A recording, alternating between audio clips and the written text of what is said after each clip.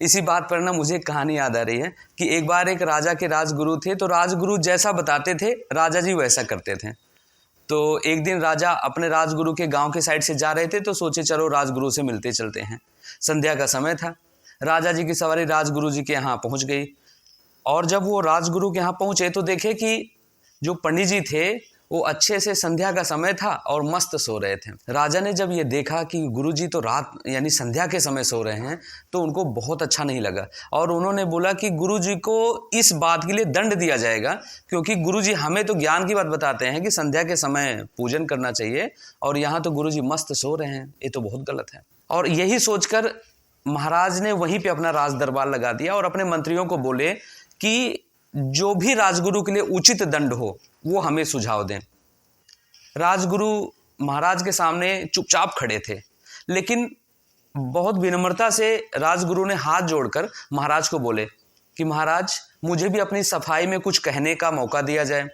राजा ने कहा हाँ अवश्य गुरुजी, आप बिल्कुल कहिए, आपको क्या कहना है अपनी सफाई में। महाराज मैं अपने बारे में कुछ भी सफाई दूं तो क्यों ना आप मेरे पुत्र को बुला लीजिए जो बाहर ही खेल रहा है। महाराज ने सैनिकों को बोले कि जाके राजगुरु के ब्राह्मण कुमार को बुला के ले आओ। उन गुरुजी के बेटे के पास पहुंचे और बोले कुमार की जय हो, महाराज ने आपको याद किया है, तुरंत चलो।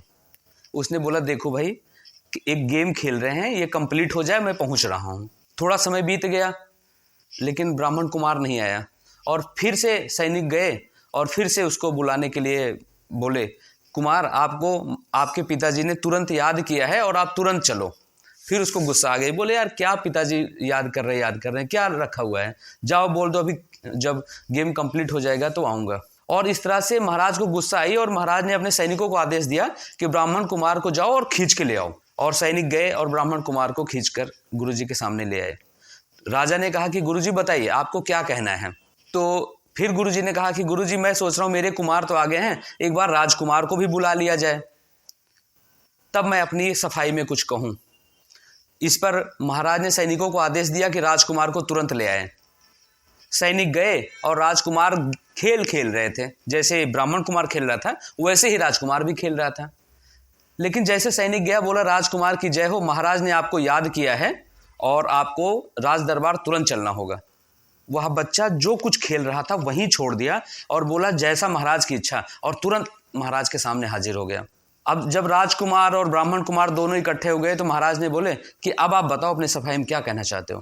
पंडित जी ने कहा कि महाराज आप मेरी बताई हुई बात का अक्षरशः पालन करते हो, इसलिए आपके पास जो पुत्र है आप देख रहे हो आपको कितना आज्ञाकारी पुत्र मिला है कि आपके सैनिक एक बार बुलाए और तुरंत अपना गेम छोड़ के आ गया, जबकि मैं अधर्मी हूँ, मैं सिर्फ कहता हूँ लेकिन करता नहीं हूँ।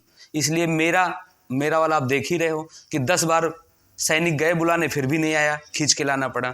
तो इसलिए अगर मैं जो चीज़ कहता हूं और आप वैसे करते हो तो मैं गलत आपको नहीं सुझाव देता, आपको मैं बिल्कुल सही देता हूं। तो जब मैं जो चीज़ बताता हूं वैसा आप करते हो, इसलिए आपको वैसा ही प्रतिफल मिला, वैसा ही परिणाम मिला। और मैं सिर्फ बताता हूं, करता नहीं हूं, और इसलिए मुझे किस तरह का परिणाम मिला आपने देख ही लिया है। कई बार हमारे सामने भी होता है, जब हमें कोई ज्ञान की बात बताता है ना, तो हमें लगता है यार खुद तो कुछ करता नहीं है, दूसरे को ज्ञान पेले रहता है। भाई यहाँ पर अगर जब कोई अच्छी चीज़ बताई जाए ना तो उसको करो, क्या पता वो सच में अच्छा परिणाम देने वाली हो। अब ये भूल जाओ कि वो करता है कि नहीं करता। अच्छी बात है, आप करना शुरू करो।